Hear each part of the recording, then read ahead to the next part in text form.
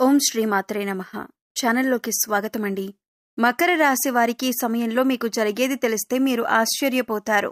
ఒక స్త్రీ వల్ల మీ జీవితం అనేది ఎన్ని రకాల మార్పులు చోటు చేసుకుంటాయో తెలిస్తే మీరు షాక్ అవుతారు.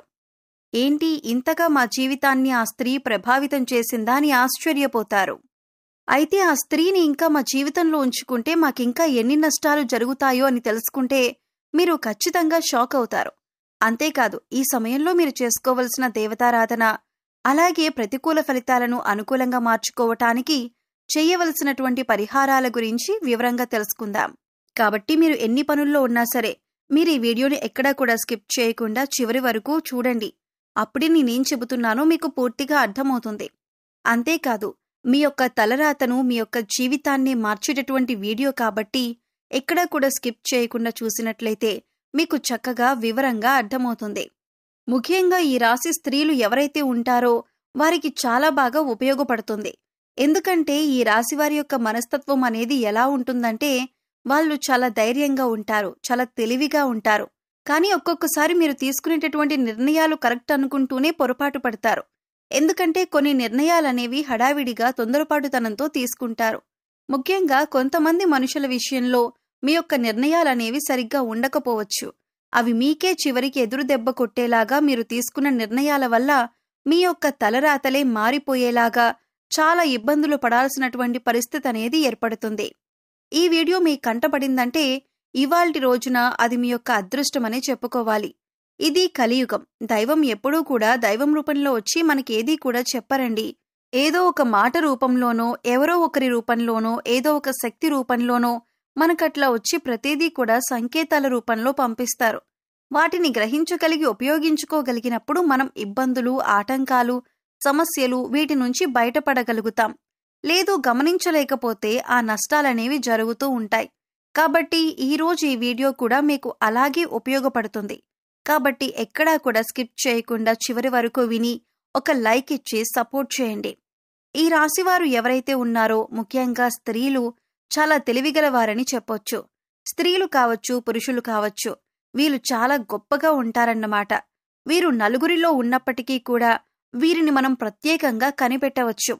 ఎందుకంటే వారి యొక్క మాట ధైర్యంగా మాట్లాడటం, హుందాగా ఉండటం, తెలివిగా మాట్లాడటం కానీ, నలుగురిలో వీరు కాస్త అందంగా ఉండటం, ఇలా ప్రతీదీ కూడా మనం చూసినట్లయితే వీరి యొక్క రూపురేఖలనేవి కూడా మనకు ప్రత్యేకంగా కనిపిస్తూ ఉంటాయి. కాబట్టి వారు చాలా చక్కటి రూపాన్ని కలిగి ఉంటారు.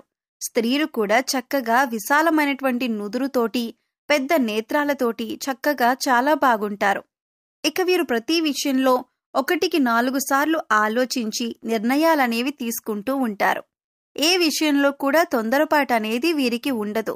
కొంతమందిని మనం చూసినట్లయితే తొందర ఎక్కువ.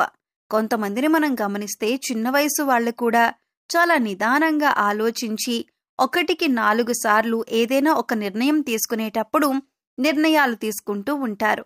కానీ కొంతమంది పెద్దవాళ్లు వయసు పెద్దదై ఉండి కూడా 60 ఏళ్ళు, 70 ఏళ్ళు, 80 ఏళ్ళు వచ్చిన వాళ్ళు కూడా, అలాంటి వాళ్ళు కూడా బాగా స్పీడ్ అన్నమాట.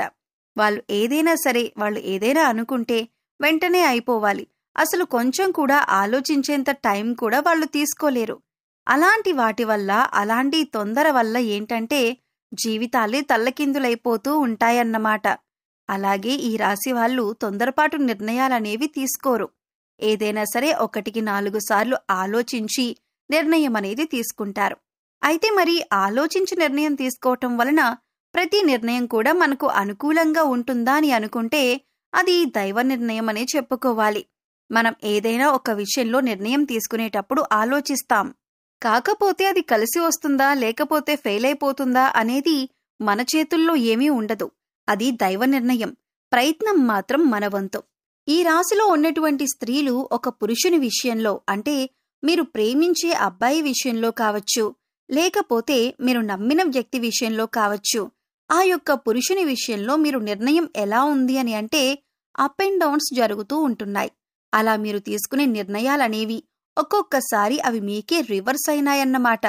అంటే ఈ రాశిలో ఉన్నటువంటి స్త్రీలు మీరు ప్రేమించేటటువంటి అబ్బాయి విషయంలో, అది అంటే ఎవరైనా కానివ్వండి, ఫస్ట్ చూసినప్పుడు ఒకళ్ళకొకళ్ళు నచ్చి ఇష్టపడుతున్న మాట నిజమే.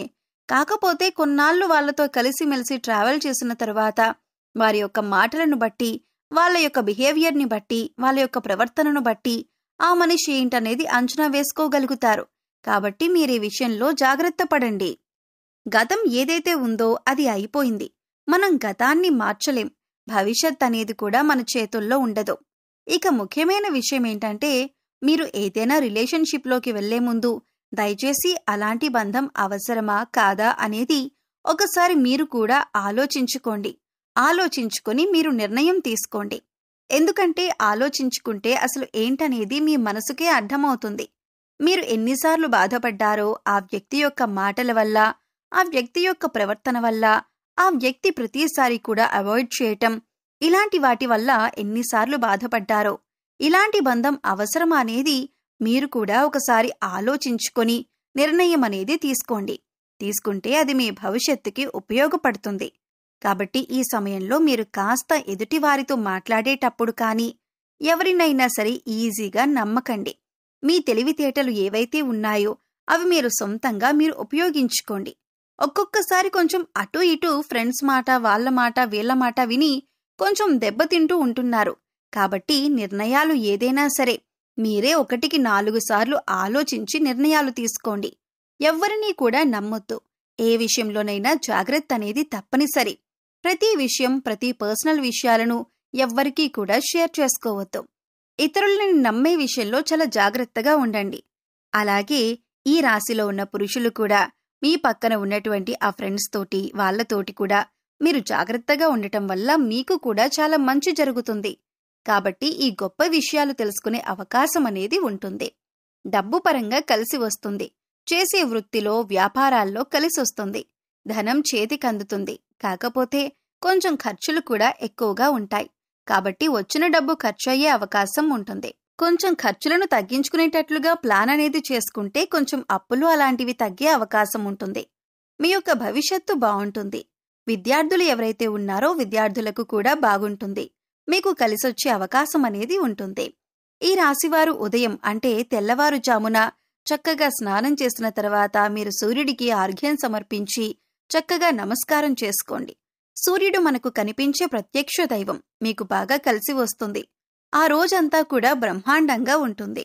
అలాగే సోమవారం పూట శివాలయానికి వెళ్లి శివుడికి కూడా చెంబుడు నీటితో అభిషేకం చేసేసి శివాలయంలో కూడా మీరు చక్కగా మారేడు దళం మీద దీపం వెలిగించేసి ప్రదక్షిణ చేసుకుంటే చాలా మంచిదే. ఓం నమః శివాయ అనే మంత్రాన్ని జపించుకుంటే మీకు బాగా కలిసి వస్తుంది. మానసిక ఒత్తిడి, టెన్షన్స్ ఇలాంటివి కొంచెం తగ్గించుకోండి. ప్రతి విషయాన్ని మనసుకు తీసుకోవద్దు. ప్రతి మనిషిని కూడా మనసుకు తీసుకోవద్దు. చివరకు మనకు మనమే శాశ్వతం. దైవాన్ని నమ్ముకోవాలి. మనల్ని నిజంగా ఇష్టపడే వాళ్లైతే ఎవరూ వదిలిపెట్టరు. మనం వద్దనుకునే వాళ్ళు మనం ఎంత వెంటపడినా కూడా ఉండరు. కాబట్టి ఇది కూడా మీరు అర్థం చేసుకోండి. మరి ఈ వీడియో కనుక మీకు నచ్చినట్లయితే ఒక చిన్న లైక్ ఇచ్చి సపోర్ట్ చేయండి. మీరు లైక్ చేయటం వల్ల ఈ వీడియో మరికొంతమందికి చేరి వారికి కూడా ఉపయోగించుకునే అవకాశం అనేది ఉంటుంది. మీ ఫ్రెండ్స్ అండ్ ఫ్యామిలీ మెంబర్స్లో మకర రాశి వారు ఉంటే వారితో షేర్ చేసుకోండి. అలాగే లైక్ చేసినప్పుడు కామెంట్స్ దగ్గర హైప్ వస్తుంది. అక్కడ మీ యొక్క పాయింట్స్ అనేవి యాడ్ చేయొచ్చు. మొట్టమొదటిసారిగా మన ఛానల్ చూస్తుంటే సబ్స్క్రైబ్ చేసుకుని పక్కనే ఉన్న ఆల్ అనే బెల్ ని క్లిక్ చేస్తే నేను పెట్టే ప్రతి వీడియో కూడా ముందుగా మీకు నోటిఫికేషన్ రూపంలో చేరుతుంది. కాబట్టి ఒక లైక్ ఇచ్చి సపోర్ట్ చేస్తారని చెప్పి మనస్ఫూర్తిగా కోరుకుంటూ మరో మంచి వీడియోతో మళ్ళీ కలుద్దామండి. ఓం శ్రీమాత్రే నమః.